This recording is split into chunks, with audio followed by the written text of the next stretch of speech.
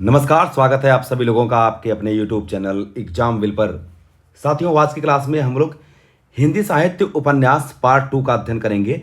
जैसा कि हमने आपको बताया है कि हम उपन्यास से जितने भी प्रश्न बनते हैं वो अलग अलग पार्ट में हम लोग इसका अध्ययन करेंगे।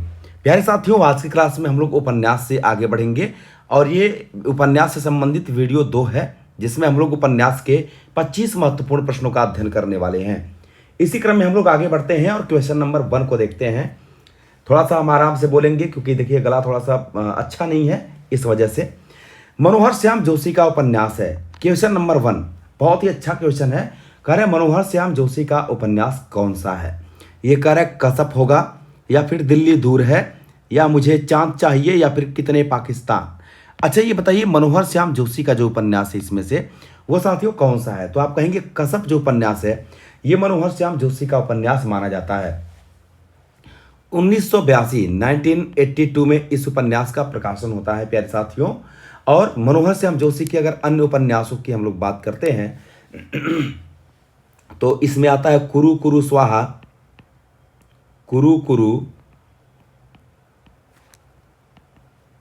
स्वाहा, इनका एक उपन्यास है कुरु कुरु स्वाहा। 1980 ईस्वी में यानी 1980 ईस्वी में इसका प्रकाशन होता है कुरु कुरु स्वाहा का। इसके बाद हरिया हरक्यूलिस की हैरानी, लिख लेंगे हरिया हरक्यूलिस की हैरानी, और इस उपन्यास का जो प्रकाशन वर्ष है वह 1994 ईस्वी है। हमजाद इनका एक 1996 यानी 1996 में इस उपन्यास का प्रकाशन होता है। प्यारे साथियों, 2005 में 1982 ईस्वी में लिखा गया यह उपन्यास था जिसका नाम है कसब। और इसी उपन्यास के कसब उपन्यास है। इनका एक उपन्यास है साथियों क्याप, इसको लिख लेंगे। इन्हीं का एक उपन्यास है क्याप। क्याप का प्रकाशन वर्ष 2001 है। कब है? 2001। और इसी उपन्यास के लिए इन्हें 2005 में हम लोग इसको लिख लेंगे जरा, देखिए इसी उपन्यास के लिए इनको प्यारे साथियों 2005 में साहित्य अकादमी पुरस्कार से सम्मानित किया गया था। साहित्य अकादमी पुरस्कार इनको मिला था 2005 में इसी उपन्यास के लिए। इसके बाद हम लोग आगे बढ़ते हैं और आगे एक उपन्यास आप लोग देख सकते हैं प्यारे साथियों, दिया हुआ है दिल्ली दूर है। तो दिल्ली दूर है यह उपन्यास शिव प्रसाद सिंह का है। 1993 ईस्वी में इस उपन्यास का प्रकाशन होता है। शिव प्रसाद सिंह का उपन्यास है। ये किसका है? तो आप कहेंगे शिव प्रसाद सिंह का उपन्यास है। इसके आगे आप लोग देख सकते हैं मुझे चांद चाहिए। 1993 में ये उपन्यास लिखा गया था और ये सुरेंद्र वर्मा का है। किसका है? तो आप कहेंगे सुरेंद्र वर्मा का बहुत ही प्रसिद्ध उपन्यास है मुझे चांद चाहिए। इसी के लिए इनको साहित्य अकादमी और व्यास दोनों सम्मान मिला था। लिख लेंगे साहित्य अकादमी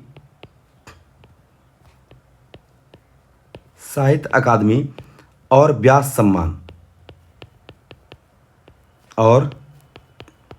व्यास सम्मान, इन दोनों से प्यारे साथियों इनको सम्मानित किया गया था।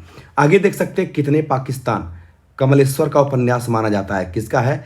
तो प्यारे साथियों ये उपन्यास कमलेश्वर का है। और कितने पाकिस्तान या वर्ष 2000 ईस्वी में इस उपन्यास का प्रकाशन होता है। इसी के लिए कमलेश्वर को 2003 ईस्वी में, कब? तो आप कहेंगे प्यारे साथियों 2003 ईस्वी में इसी उपन्यास के लिए साहित्य अकादमी मिला था इनको। साहित्य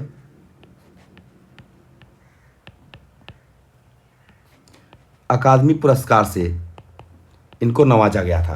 प्यारे साथियों आगे बढ़ते हैं हम लोग अगले प्रश्न की तरफ। क्वेश्चन नंबर 2, देखिए जितनी भी चीजें हैं हम पूरा बताने का प्रयास करते हैं आपको। क्लियर है?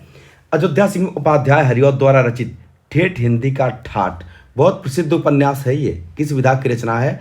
तो प्यारे साथियों ठेठ हिंदी का ठाठ जो है एक उपन्यास माना जाता है। ठेठ हिंदी का ठाठ जो उपन्यास है इसका प्रकाशन वर्ष लिख लेंगे 1899 ईस्वी में इस उपन्यास का प्यारे साथियों प्रकाशित होता है।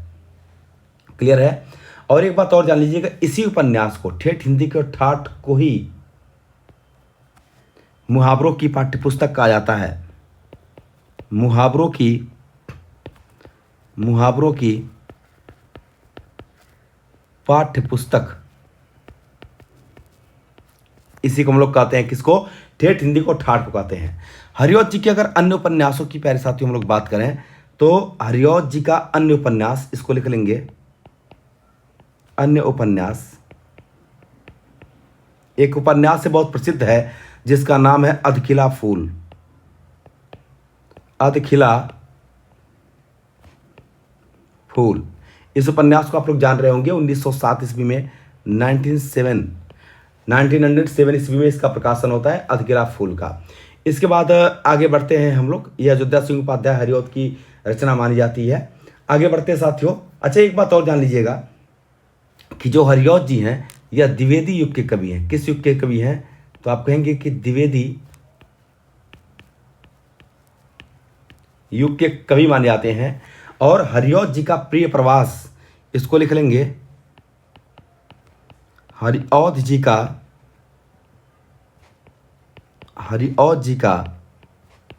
प्रिय प्रवास। 2 महाकाव्य लिखा इन्होंने, प्रिय प्रवास और वैदेही वनवास। तो प्रिय प्रवास हिंदी खड़ी बोली का प्रथम महाकाव्य है। लिख लेंगे हिंदी खड़ी बोली का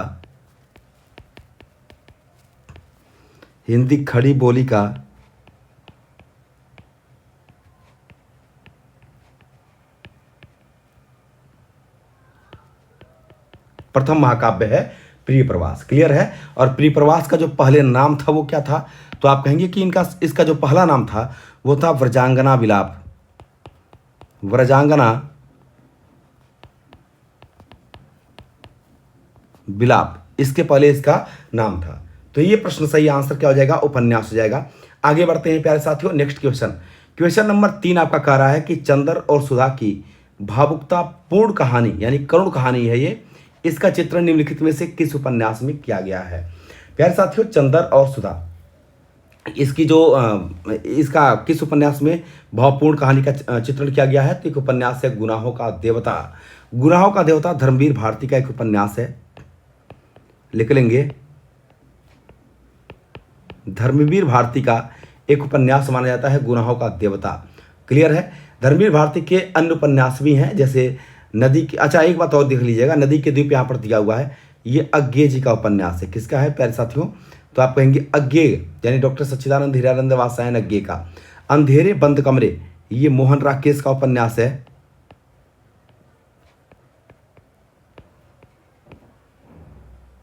मोहन राकेश का। और सूरज का 7वां घोड़ा धर्मवीर भारती का उपन्यास है।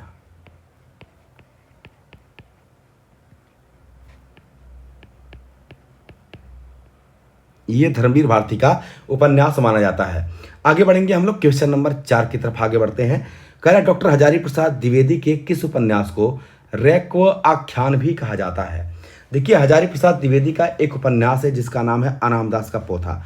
हालांकि चाहे हम पुनर्नवा की बात करते हैं, अनामदास के पोथे की बात करते हैं, चार चंद्रलेख या बाणभट्ट की आत्मकथा, ये सभी उपन्यास हजारी प्रसाद द्विवेदी के ही माने जाते हैं। लेकिन अनामदास का पोथा, इसको रैक्व आख्यान कहा जाता है। क्या कहते हैं साथियों?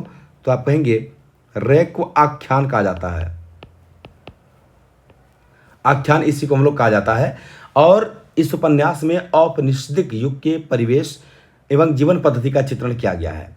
हजारी प्रसाद द्विवेदी की अगर हम लोग बात करते हैं तो कैसे उपन्यासकार माने जाते हैं, एक बार इसको देख लीजिए। ये उपन्यास सामाजिक सांस्कृतिक धारा के हैं। किसके हैं? तो आप कहेंगे कि सामाजिक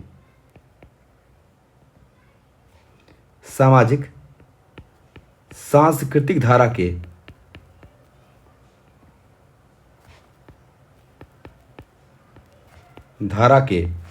उपन्यासकार हैं।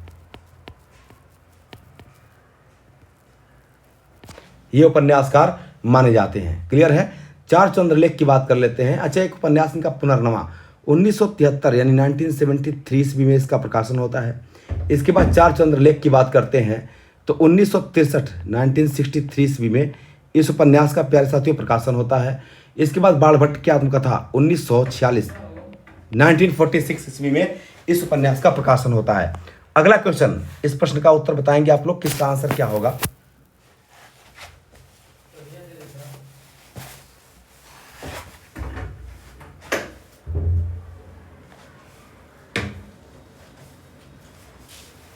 देखिए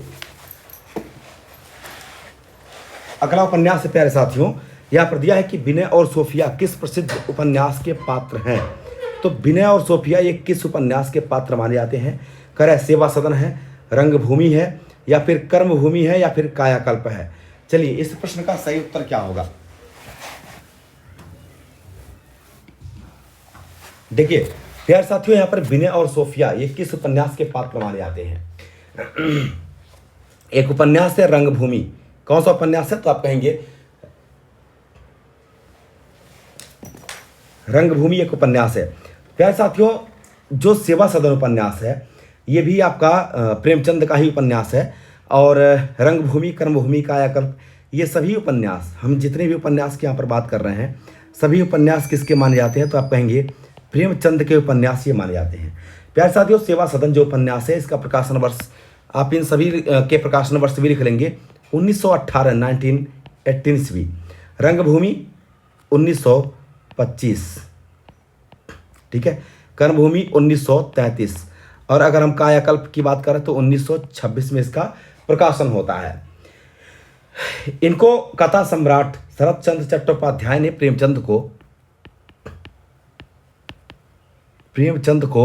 शरत चंद्र चट्टोपाध्याय, बांग्ला कथाकार हैं शरत चंद्र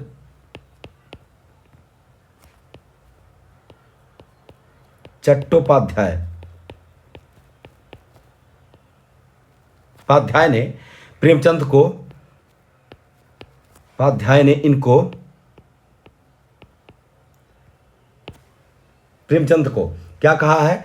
तो भाई इनको कथाकार कहा है। प्रेमचंद को सर्वश्रेष्ठ कथाकार की संज्ञा इन्होंने दिया हुआ है, ठीक है। आगे नेक्स्ट क्वेश्चन की बात करेंगे। अगला प्रश्न क्या कह रहा है? क्वेश्चन नंबर 6, क्वेश्चन नंबर 6 कह रहा है कि ग्लोबल गांव के देवता उपन्यास में सर्वोच्च देवलोक किसे कहा गया है?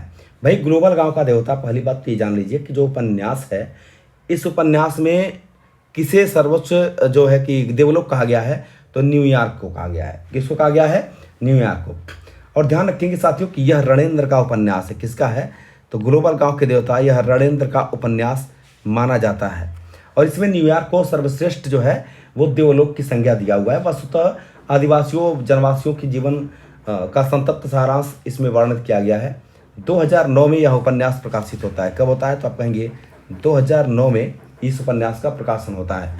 आगे बढ़ते हैं क्वेश्चन नंबर 7, कर एक ही कथानायक चेतन उपेंद्रनाथ अश्क, ये पूरा नाम है, उपेंद्रनाथ अश्क के कई उपन्यासों का केंद्रीय पात्र है। उनके किस उपन्यास का नायक चेतन नहीं है? आइए देखते हैं कि किस उपन्यास का नायक चेतन नहीं माना जाता है। एक करे गिरती दीवारें, शहर में घूमता आईना, गर्म राख और एक नन्ही कंदील। जितने भी उपन्यास यहाँ पर दिया हुआ है सभी उपेंद्रनाथ अश्क का ही उपन्यास माना जाता है। लेकिन प्यारे साथियों, एक उपन्यास है गर्म राख। गर्म राख का जो नायक है वह चेतन को नहीं माना जाता है, बल्कि अगर हम लोग कहें कि गर्म राख का जो नायक है वो कौन है, तो इसका प्रमुख नायक जगमोहन माना जाता है। कौन है? तो आप कहेंगे प्यारे साथियों जगमोहन इसका प्रमुख नायक माना जाता है। बाकी गिरती दीवारें हो गया आपका, शहर में घूमता आईना हो गया, एक नन्ही कंदील हो गई, और इन्हीं का उपन्यास है बांधो न नाव इस ठाव। लिख लेंगे बांधो न नाव इस ठाव। इस उपन्यास का जो नायक है वो भी कौन है? तो यही माना जाता है चेतन ही माना जाता है। क्लियर है? आगे बढ़ते हैं प्यारे साथियों, क्वेश्चन नंबर 8। बहुत ही प्यारा क्वेश्चन है ये। कह रहे कि पार्वती, सुखदेई, दौलतराम और छोटे, इनमें से किस उपन्यास मतलब किस कथाकृति के पात्र माने जाते हैं? तो प्यारे साथियों, एक उपन्यास है, बहुत प्रसिद्ध और बहुत ही चर्चित उपन्यास ये माना जाता है, जिसका नाम है, देखिए, देवरानी जेठानी की कहानी। बहुत प्रसिद्ध उपन्यास है ये, पंडित गौरी दत्त शर्मा के द्वारा ये लिखा गया उपन्यास है, जिसका नाम है देवरानी जेठानी की कहानी। और इसी उपन्यास का प्रमुख पात्र माना जाता है कौन? तो आप कहेंगे पार्वती है, इसके बाद सुखदेई है, दौलतराम और छोटे, ये सब माने जाते हैं। किस उपन्यास में? तो आप कहेंगे देवरानी जेठानी की कहानी में। प्यारे साथियों, देवरानी जेठानी की कहानी उपन्यास जो है यह 1870 ईस्वी में प्रकाशित हुआ था। पंडित गौरी दत्त शर्मा का उपन्यास है।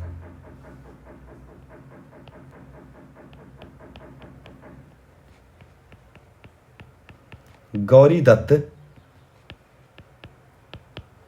शर्मा का यह उपन्यास है। इसके बाद देख सकते हैं रानी केतकी की कहानी इंसा अल्लाह खां, इंसा अल्लाह खां वामा शिक्षक यहाँ पर दिया हुआ है, तो मुंशी ईश्वरी प्रसाद इसको लिख लेंगे। मुंशी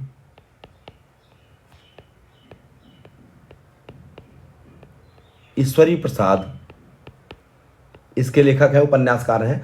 और भाग्यवती श्रद्धाराम फिल्लोरी की कृति मानी जाती है। श्रद्धाराम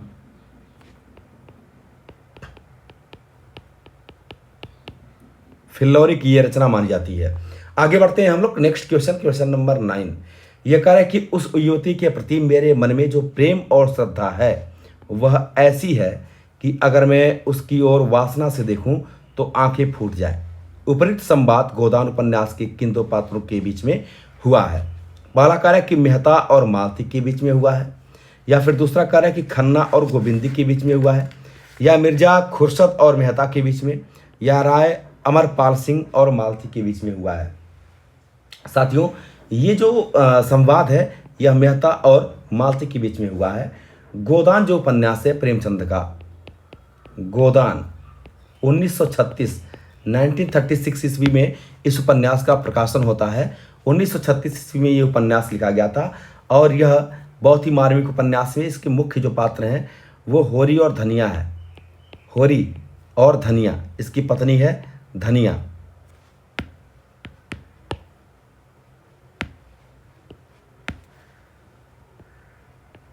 धनिया। प्यारे साथियों, इस उपन्यास में होरी की जो उम्र बताई गई है वो 40 वर्ष की है और धनिया जो है वो 36 वर्ष की है। कितने वर्ष की? 36 वर्ष की। इसके पुत्र का नाम है गोबर। ये सब प्रमुख पात्र हैं इसके। गोबर, ठीक है। प्रेमा और रूपा इसकी पुत्रियां हैं। प्रेमा और रूपा इस उपन्यास की मतलब इसके प्रमुख पात्र माने जाते हैं। आगे बढ़ते हैं, नेक्स्ट क्वेश्चन की बात करेंगे। Question number 10। देखिए क्वेश्चन नंबर 10 ये कह रहा है कि तमस उपन्यास का पात्र नहीं है। पहली बात तो ये जानिए कि जो तमस उपन्यास है ये किसका उपन्यास माना जाता है। तमस हुआ या फिर अन्य उपन्यासों की हम लोग बात जब करते हैं तो ये सारे उपन्यास, देखिए कह रहा है कि तमस का पात्र नहीं है रत्तो, फिर कह रहा है नत्थु, रिचर्ड और हयात बख्श, इतना दिया हुआ है आपका। तो तमस उपन्यास के जो पात्र हैं वो रत्तो साथियों नहीं माने जाते हैं, ठीक है। रत्तो बेसिकली जो उपन्यास है ये तमस के पात्र नहीं है। बाकी नत्थु हो गया आपका, रिचर्ड्स हो गया, हयात हो गया, हयात बख्श, ये सब तमस उपन्यास के पात्र माने जाते हैं। तो तमस जो है यह भीष्म साहनी का उपन्यास है। किसका है? तो भीष्म साहनी का उपन्यास ये माना जाता है। आगे बढ़ते हैं, नेक्स्ट क्वेश्चन नंबर 11। ये कह रहा है कि बड़े आदमियों को अपनी नाक दूसरों की जान से प्यारी होगी, हमें तो अपनी नाक इतनी प्यारी नहीं। यह गोदान के किस पात्र का भावाभिव्यक्ति किया गया है? मतलब किस पात्र का ये स्टेटमेंट दिया गया है? ए विकल्प आपका कह रहा है यहाँ पर कि धनिया का है, फिर कह रहा है झुनिया का है, सिलिया का है, या पटेश्वरी का यह जो स्टेटमेंट है वो माना जाता है। तो आप देख सकते हैं कि यहाँ पर एक धनिया जो इसकी प्रमुख पात्र मानी जाती है, होरी की पत्नी भी है, यही कहती है कि बड़े आदमियों को अपनी नाक दूसरों की जान से प्यारी होगी, हमें तो अपनी नाक इतनी प्यारी नहीं। यह गोदान के किस पात्र का है? तो धनिया का ही ये स्टेटमेंट माना जाता है। क्लियर है। और कृषक जीवन की महागाथा कहा जाता है इसको। लिख लेंगे इस उपन्यास को। जो गोदान है, जो गोदान उपन्यास है 1936 में लिखा गया था, प्रेमचंद के पूर्ण उपन्यास माना जाता है। इसको लिख लेंगे कि यह उपन्यास जो है यह कृषक जीवन की महागाथा है।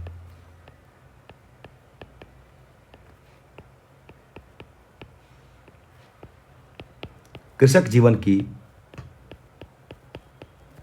महागाथा इसे कहा जाता है। प्यारे साथियों, आगे बढ़ते हैं, नेक्स्ट क्वेश्चन की बात करेंगे।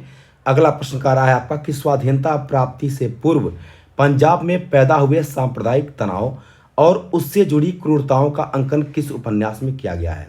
तो जैसा कि आप जानते ही हैं कि एक उपन्यास है तमस, भीष्म साहनी का है, अभी हम लोगों ने देखा भी था। भीष्म साहनी जी का ये उपन्यास माना जाता है और इसी में पंजाब में पैदा हुए सांप्रदायिक तनाव और उससे जुड़ी क्रूरताओं का अंकन किया गया है। क्लियर है। 1973 1973 ईस्वी में इस उपन्यास की रचना भीष्म साहनी ने किया था। भीष्म साहनी के द्वारा अन्य उपन्यास भी लिखे गए जैसे कि झरोखे,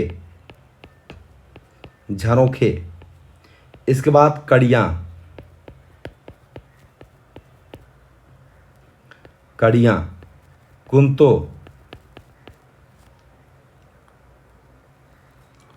कुंतो, मायादास की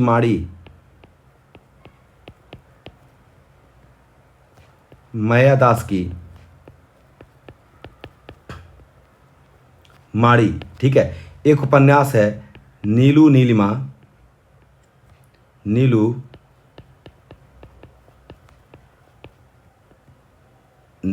एक ही में है, ये ध्यान रखना इस बात को, एक ही में है, नीलू नीलिमा नीलोफर, ठीक है। आगे बढ़ेंगे साथियों, नेक्स्ट क्वेश्चन की बात करेंगे। क्वेश्चन नंबर आप देख सकते हैं 13 नंबर। कह रहे कि निम्न में से मैला आंचल उपन्यास के पात्र कौन हैं। भाई मैला आंचल उपन्यास के पात्र कौन कौन लोग हैं। पहला कह रहा है कमला, इसके बाद दिया हुआ है शाहनवाज या सहदेव मिसिर और बलभद्र नारायण। आप देख सकते हैं यहाँ पर कि जो उपन्यास मैला आंचल है, पहली बात तो ये आंचलिक उपन्यास है, और कमला और यहाँ पर सहदेव मिसिर ये इस उपन्यास के प्रमुख पात्र हैं, यानी पहला और तीसरा इस प्रश्न का सही उत्तर होगा। मैला आंचल प्यारे साथियों 1954 में लिखा गया था। ये उपन्यास किसने लिखा है तो आप कहेंगे फणीश्वरनाथ रेणु ने। फणीश्वरनाथ रेणु का यह उपन्यास है और फणीश्वरनाथ रेणु ने इस उपन्यास की रचना किया था। यह एक आंचलिक उपन्यासकार माने जाते हैं। आंचलिक उपन्यासकार, प्रथम आंचलिक उपन्यासकार हैं ये। आप प्रथम लिख लें तो और भी अच्छा रहेगा। प्रथम आंचलिक उपन्यासकार ये माने जाते हैं। और किसने माना है तो आचार्य रामचंद्र शुक्ल जी ने माना है। आगे बढ़ते साथियों, नेक्स्ट क्वेश्चन कह रहे यशपाल कृत झूठा सच उपन्यास के केंद्रीय विषय कौन से माने जाते हैं। कह रहे विभाजन की त्रासदी है, या नारी की व्यवस्था और शोषण है, सांप्रदायिक दंगों की भयावहता है, भारत छोड़ो आंदोलन है। इनमें से सही उत्तर का चयन करना है। यशपाल की एक कृति है जिसका नाम है झूठा सच, एक उपन्यास है इनका।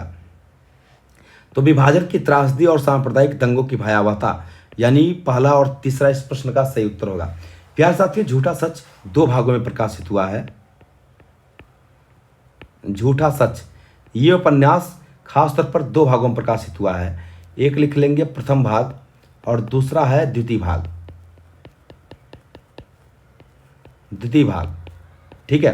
पहला भाग जो है यह 1958 ईस्वी में 1958 में और दूसरा भाग 1960 ईस्वी में ये प्रकाशित हुआ था। प्यारे साथियों एक बात और ध्यान रखेंगे कि पहला भाग जो है यह वतन और देश के नाम से, ये किस नाम से प्रकाशित हुआ था तो आप कहेंगे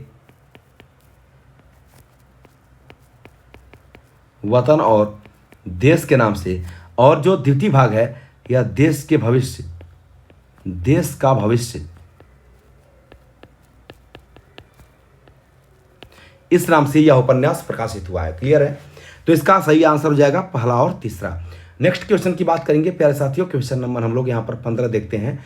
कह रहे प्रकाशन वर्ष के अनुसार निम्नलिखित उपन्यासों का सही अनुक्रम कौन सा है। कह रहे शेखर एक जीवनी, तमस, बाण भट्ट की आत्मकथा, मैला आंचल। दिए गए विकल्पों में से सही उत्तर का चयन करना है आपको कि उपन्यासों का जो सही अनुक्रम है वो कौन सा होगा। तो आप देख सकते हैं कि शेखर एक जीवनी 1940 ईस्वी में लिखा गया था। हालांकि शेखर एक जीवनी के 2 भाग हैं। ठीक है। 1940 ईस्वी में अगर हम लोग बात करें तो इसका भाग 1 लिखा गया था, भाग 1। और 1944 की बात करें तो भाग 2 लिखा गया था। इसका भाग 2 लिखा गया था शेखर एक जीवनी का। ये उपन्यास प्यारे साथियों अज्ञेय जी का है। किसका है तो आप कहेंगे अज्ञेय जी का उपन्यास है। और इसमें शेखर के व्यक्तित्व, जो विद्रोही व्यक्तित्व है, उसका चित्रण किया गया है। आप लिख लेंगे ये उपन्यास किसका है तो आप कहेंगे अज्ञेय का उपन्यास है। और इसमें शेखर के विद्रोही व्यक्तित्व का चित्रण किया गया है। इसके बाद आप एक उपन्यास देख सकते हैं, तमस यहाँ पर दिया हुआ है। तमस 1973 1973 उपन्यास है किसका? तो आप कहेंगे भीष्म साहनी का। भीष्म ये साहनी का उपन्यास माना जाता है।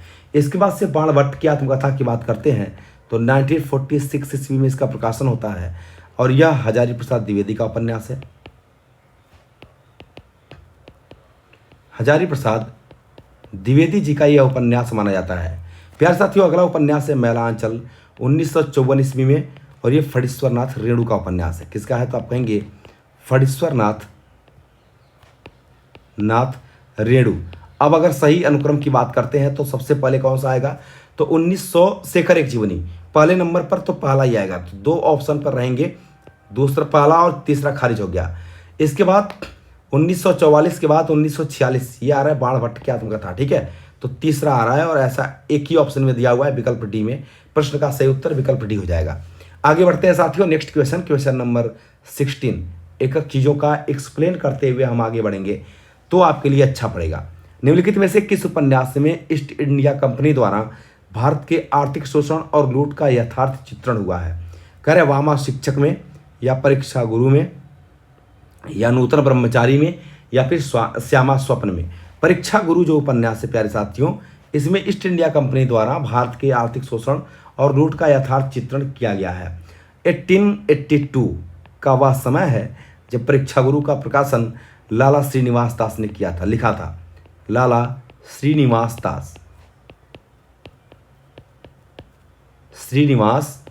दास। ये उपन्यास बेसिकली जो परीक्षा गुरु उपन्यास है, इसमें दिल्ली के एक सेठ है मदन मोहन, इसका जो मुख्य पात्र है वो लिख लेंगे मुख्य पात्र का मतलब होता है प्यारे साथियों केंद्रीय पात्र, एक तरह से कह सकते हैं इसको, जो केंद्र में रखकर लिखा गया है। इसका मुख्य पात्र कौन है? तो आप कहेंगे मदन मोहन।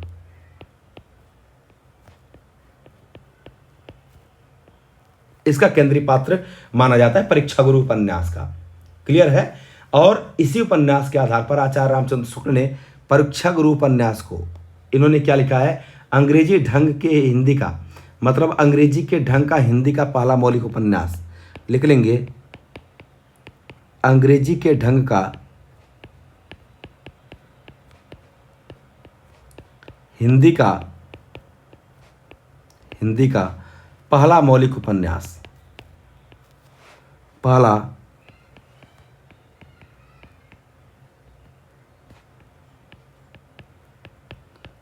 मौलिक उपन्यास इसको माना है। क्लियर है?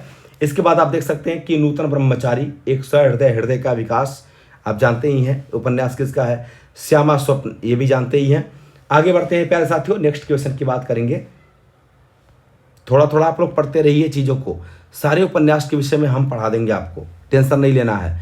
आचार्य हजारी प्रसाद द्विवेदी उच्च कोटि के समीक्षक थे, साथ ही उन्होंने एक उत्तम उपन्यास भी लिखा, उसका नाम क्या था?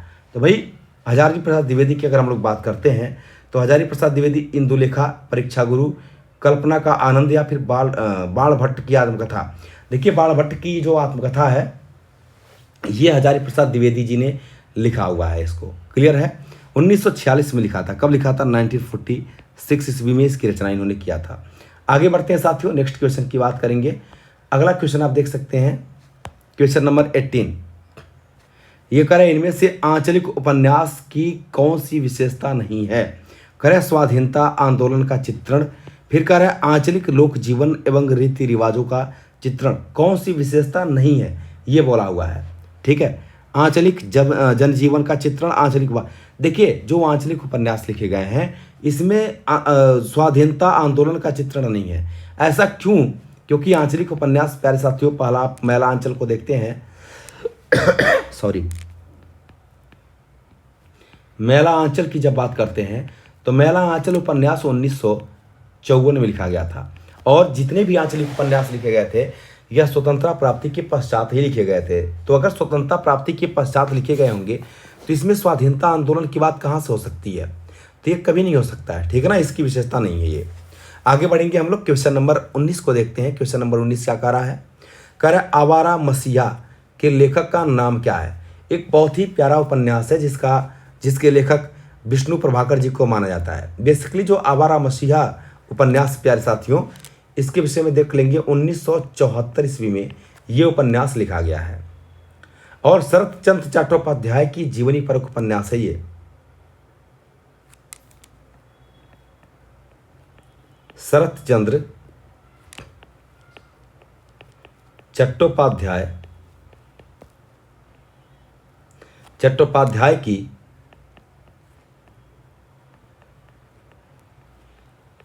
जीवनी पर उपन्यास है।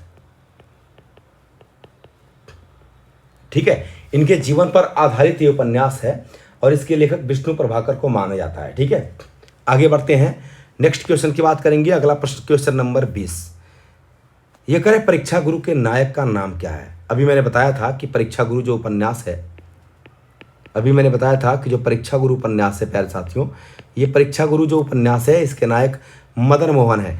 बेसिकली 1882 ईस्वी में लाला श्रीनिवास दास ने इसकी रचना किया था। किसने किया था? तो आप कहेंगे लाला श्रीनिवास दास ने किया था। इस उपन्यास की प्यारे साथियों रचना किया था। और परीक्षा गुरु उपन्यास में है क्या? तो दिल्ली के एक सेठ हैं, दिल्ली के एक सेठ पुत्र मदन मोहन की कहानी इसमें वर्णित की गई है। ये जो है मदन मोहन, ये भौतिकवादी और चकाचौंध दुनिया में फंस करके अपनी पूरी संपत्ति को नष्ट कर देते हैं, है ना। और परीक्षा गुरु उपन्यास जो है साथियों, इसमें कुल मिलाकर के 41 प्रकरण है, 41 प्रकरण इसमें है। और ध्यान रखेंगे कि जो पहला प्रकरण है इसमें, जो पहला प्रकरण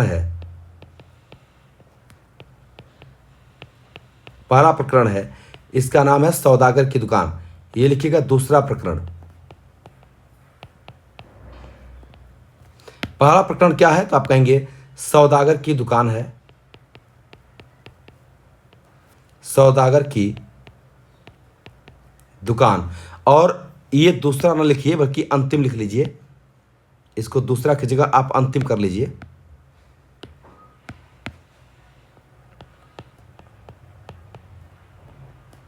अंतिम प्रकरण है सुख की परमावधि। कौन सी है? तो आप कहेंगे प्यारे साथियों सुख की परमावधि, सुख की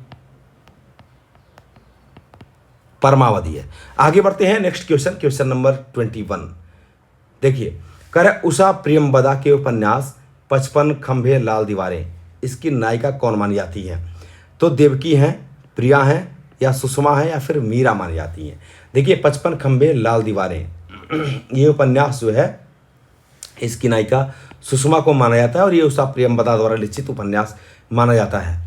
प्यारे साथियों आगे बढ़ेंगे हम लोग, क्वेश्चन नंबर 22। करे गिरती दीवारें, ये किसका उपन्यास है? करे नागार्जुन का है, या धर्मवीर भारती का है, उपेंद्रनाथ अष्ट का है, या फिर अमृतलाल नागर का है। तो गिरती दीवारें जो उपन्यास है प्यारे साथियों, यह उपेंद्रनाथ अष्ट का उपन्यास माना जाता है। उपेंद्रनाथ अष्ट के और भी उपन्यास है जैसे गर्मराग,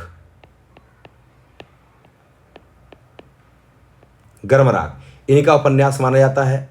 इसके बाद से तमाम इनके उपन्यास हैं जैसे गिरती दीवारें वगैरह भी हो गया। आगे बढ़ते हैं हम लोग, नेक्स्ट क्वेश्चन की बात करेंगे। अगला क्वेश्चन है, कौन सा एक उपन्यास पूरी तरह किसान जीवन पर केंद्रित है? तो आपको पता होगा कि प्रेमचंद का एक उपन्यास है जिसका नाम है प्रेमाश्रम। क्या नाम है? प्रेमाश्रम। प्रकाशन वर्ष 1922 ईस्वी में इसका प्रकाशन होता है। सेवा सदन 1918 ईस्वी में इसका प्रकाशन होता है। ठीक है, कर्मभूमि 1925 ईस्वी में इसका प्रकाशन होता है। और निर्मला उपन्यास है 1927। निर्मला उपन्यास में बेसिकली है क्या चीज? अनमेल विवाह की समस्या को उठाया गया है। किसकी समस्या को? तो अनमेल विवाह।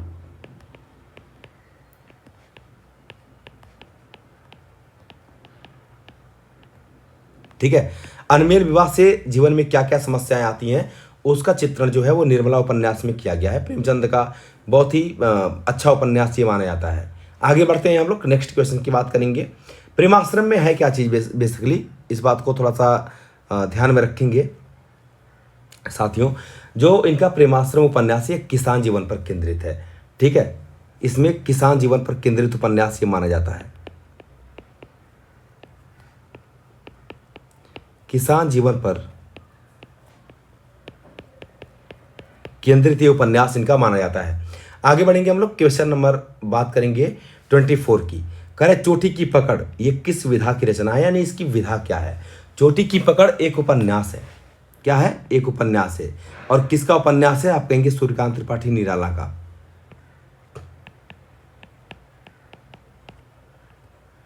निराला का आप कहेंगे उपन्यास है, उपन्यास है। अब निराला के अगर अन्य उपन्यासों की हम बात करें तो इनमें एक आता है अप्सरा। अप्सरा एक उपन्यास इनका अलका, एक उपन्यास इनका प्रभावती, निरुपमा। ये सभी उपन्यास सूर्यकांत त्रिपाठी निराला जी के माने जाते हैं। और आज की क्लास का अंतिम क्वेश्चन हम लोग करेंगे, करें सोया हुआ जल उपन्यास।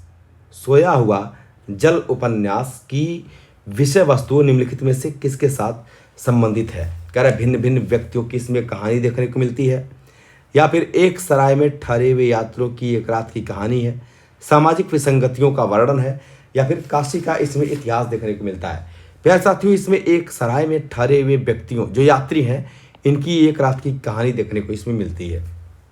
तो इस प्रश्न का सही उत्तर क्या हो जाएगा? इस प्रश्न का सही उत्तर आपका बी हो जाएगा। और एक बात और जान लीजिएगा, यह एक प्रतीकात्मक उपन्यास माना जाता है। कैसा उपन्यास है? प्रतीकात्मक उपन्यास है। प्रतीकात्मक का मतलब होता है कि प्रतीकों के माध्यम से इन चीजों को दिखाया गया है इस उपन्यास में। क्लियर है? ये बेसिकली उपन्यास सर्वेश्वर दयाल सक्सेना का है। किसका है? तो आप कहेंगे कि सर्वेश्वर दयाल